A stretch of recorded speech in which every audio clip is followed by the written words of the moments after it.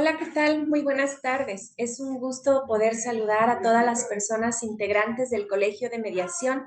del Estado de Veracruz. Agradezco muy sentidamente al presidente del colegio, al licenciado Jorge Ángel, por la amable invitación que ha realizado hacia mi persona para poder generar este material en el marco del Día de la No Violencia contra las Mujeres y las Niñas, el 25N, y que se continúa con los 16 días de activismo. Y bueno, espero poder colaborar con la gran labor que se encuentra emprendiendo este colegio, sumándose desde luego a atender una de las problemáticas más dolorosas que aquejan a nuestra sociedad, la pandemia de la violencia de género. Esta denominación de pandemia es una denominación que se le dio mucho antes de la pandemia del COVID, porque esta situación social produce muertes, muchas muertes al año, la violencia de género y en particular la violencia contra las mujeres, las adolescentes y las niñas simplemente por su condición de ser mujeres. En este marco, me parece muy acertado que uno de los ejes temáticos dentro de los cuales se organizaron estas acciones, este activismo, en el cual voy a colaborar, es justamente estrategias que pueden contribuir para la atención. Me voy a centrar en este tema de la atención de la violencia de género, aunque si bien es cierto, la función principal de las personas pertenecientes a la mediación están capacitadas para llevar a cabo estos procesos dentro de los cuales las personas que se encuentran en conflicto puedan dirimir, ¿verdad? Y acompañarles en la desarticulación emocional, la identificación del problema y que puedan encontrar soluciones. Lo cierto es que en la violencia de género, estos procedimientos se encuentran apartados de ser una posibilidad, es decir, la mediación o la conciliación no son viables dentro de los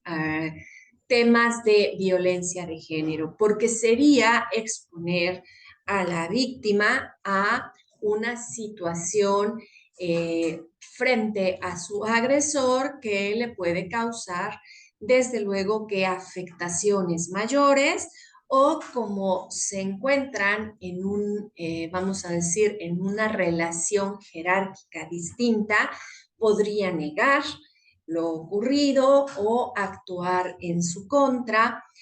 provocarles sentimientos de culpa y la violencia de género y la violencia específicamente contra las mujeres y violencia sexual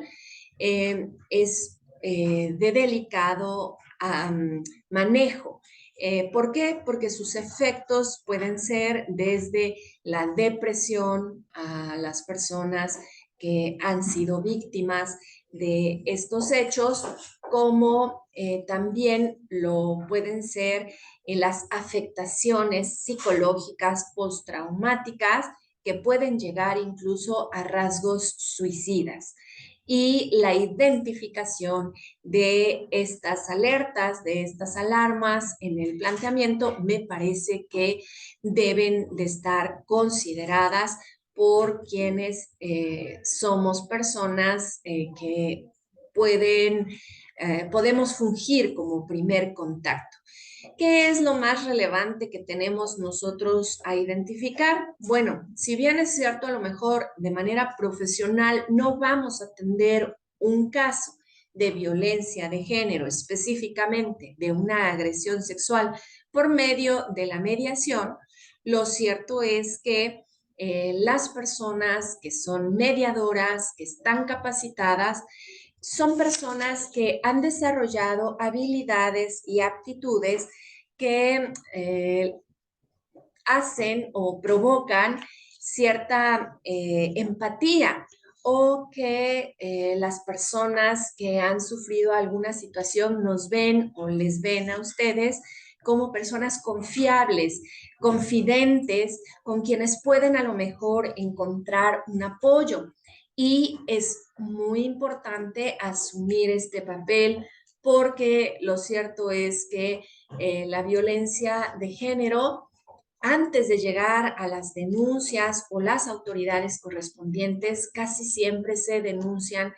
con los familiares, las amistades, el círculo más cercano y me parece que todas y todos podemos abonar con las herramientas con las que contamos para que se dé un acompañamiento certero y sobre todo se garantice a la persona que ha sufrido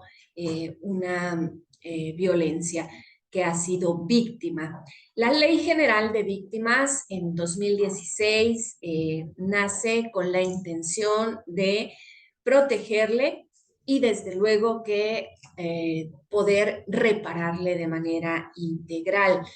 En este caso, uno de los puntos prioritarios que debemos nosotros identificar es si la persona que acude con nosotros para comentarnos o solicitar un asesoramiento, un acompañamiento, vamos a identificar si se encuentra en un riesgo inminente, y si este es físico o de qué naturaleza, ¿verdad? Porque puede ser que acudan con nosotros antes de que suceda un evento, después de que ha sucedido o que se encuentran dentro de una secuencia de actos, ¿verdad? Entonces, hay que identificar cuál es la situación concreta, porque si estuviera en riesgo la seguridad física de la persona, tenemos que canalizar y a lo mejor indagar con ella misma si cuenta con redes de apoyo. Las redes de apoyo son las personas más cercanas de la víctima con las que puede contar, que pueden ser sus vecinas, sus amigas, sus compañeras de trabajo, alguna asociación que recientemente hubiera entrado en contacto con ella y que le pueden brindar medios o elementos para resguardarse y garantizar su seguridad. Eh, Debemos también identificar la gravedad del asunto y la temporalidad. ¿Por qué? Porque a lo mejor tenemos una necesidad de dar una atención o, bueno, no nosotros, pero canalizar a una atención profesional médica que pueda en un momento dado, pues atender, dar alivio a una dolencia, a una contusión, a alguna lesión, a lo mejor también a una violación sexual que requiere de un tiempo inmediato de reacción para que se practique la profilaxis y la interrupción del embarazo si es que estuviera bajo esas circunstancias la víctima y poder nosotros canalizar, tener a mano estos elementos que podamos transmitir a las compañeras que han sido agredidas. El acercamiento que vamos nosotros a buscar casi siempre se produce de la víctima hacia nosotros, que nos buscan como personas confidentes, con quienes pueden tener pues una charla que es de desahogo. Ustedes saben que dentro de estos procedimientos debemos de realizar una escucha atenta, una escucha respetuosa y desde luego que una escucha responsable.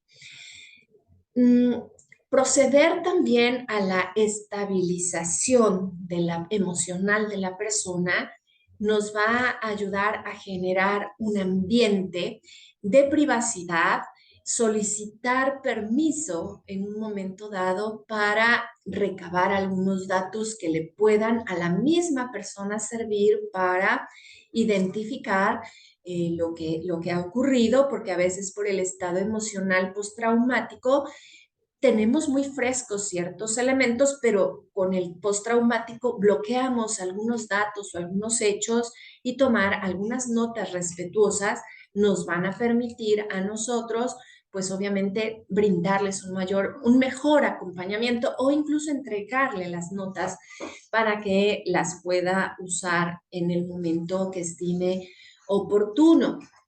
La información que fluya, pues asegurarles la garantía de la confidencialidad, y desde luego que si se realizan preguntas de nuestra parte para precisar algún dato y comprender lo ocurrido, deben de evitar ser revictimizantes, o que pudieran en un momento dado ser juicios de valor, o que empleáramos, ¿verdad? Sermones o algunas preguntas que pudieran incidir incluso en la propia dignidad, o cuestionarle las creencias religiosas o convicciones personales, que eso es lo último que debemos realizar, porque la persona, bueno, pues se encuentra en primer lugar afectada, y en segundo lugar, pues sabe lo que hay dentro de ella, ¿no? Sus motivaciones o sus situaciones personales que le colocaron a lo mejor en el riesgo, y no es dable que nosotros insistamos en esos puntos. Hay que ser objetivos, hay que ser realistas también. ¿A qué me refiero con ser realistas? Bueno, a que hay que presentarles un panorama cierto y claro respecto a lo que sigue o lo que puede ocurrir si es que se presenta una denuncia, el ambiente de lo que es una fiscalía, las pruebas que en un momento dado hay que recabar, la posibilidad de lo que puede en un momento dado llegar a dictaminarse. Esto es porque dentro de los derechos de las víctimas es no crearles falsas expectativas.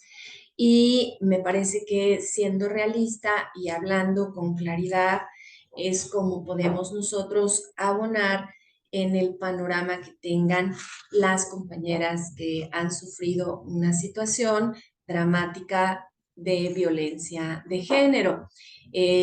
Una de las situaciones o consideraciones que debemos tener también es brindar asistencia práctica. ¿A qué me refiero con ello? Bueno, a que podemos a lo mejor hacer acopio de un directorio de profesionales de la salud, de instituciones públicas o privadas, que a las que podamos nosotros canalizar para la estabilización física, para el resguardo de su seguridad, y desde luego que para el acompañamiento psicológico. No podemos nosotros arrojar a una persona a una agencia del Ministerio Público o a realizar una denuncia si no está estabilizada o preparada, porque puede resultar contraproducente. El acceso a la justicia es un derecho, pero este derecho debe de ser ejercido de manera plena y consciente por quien ha sufrido en un momento dado la agresión. ¿Qué es lo que no debemos hacer? Pues en ningún momento podemos nosotros sentirnos frustrados o mostrarlo a la persona que acude a nosotros. Tampoco podemos mostrar ansiedad, desesperación, falta de tiempo, presionar para que hable o diga algún nombre o algún dato, mostrarnos moralistas. Tampoco podemos esperar que la persona que es víctima funcione de manera ordinaria o natural. Puede tener en un momento dado reacciones, comentarios violentos, o frustrantes, de enojo, de llanto y dar los espacios suficientes y necesarios. No realizar preguntas personales que pudieran tanto incomodar como que no son tampoco relacionados con los hechos que se nos ponen en conocimiento y que se acercan en confidencia y para recibir un trato profesional. Me parece que este tipo de elementos básicos y que seguramente ustedes los trabajan mejor que yo, sería un gran acierto poder, pues, ampliarlos a nuestras comunidades en donde trabajamos, porque el manejo de estas crisis nos va a permitir acompañar a las personas que han sufrido una situación de violencia de género para que puedan ser más asertivas, para que no se encuentren o se sientan solas o desesperadas. eh, Señalar cuáles son sus fortalezas o reforzarles estos elementos positivos. Por ejemplo, si llegó acompañada de un familiar, de un amigo, de una vecina, decirle, no estás sola, no estás en una situación en la que tienes que estar aislada, sino que la comunidad te va a respaldar, el reforzar la confianza en las instituciones y desde luego que realizar las denuncias pertinentes si es que hay malos tratos. Solamente así es como vamos a poder coadyuvar como sociedad a el acompañamiento y a la orientación y también exigir a las autoridades para que esta atención cada vez sea más respetuosa, dignificante y desde luego restrictiva del derecho a la no violencia contra las mujeres. Un gusto poder charlar con ustedes, aprecio la escucha que me brindan y espero poder saludarles de manera presencial en un momento próximo y dejo un saludo muy afectuoso para las y los organizadores de estos 16 días de activismo. Hasta pronto.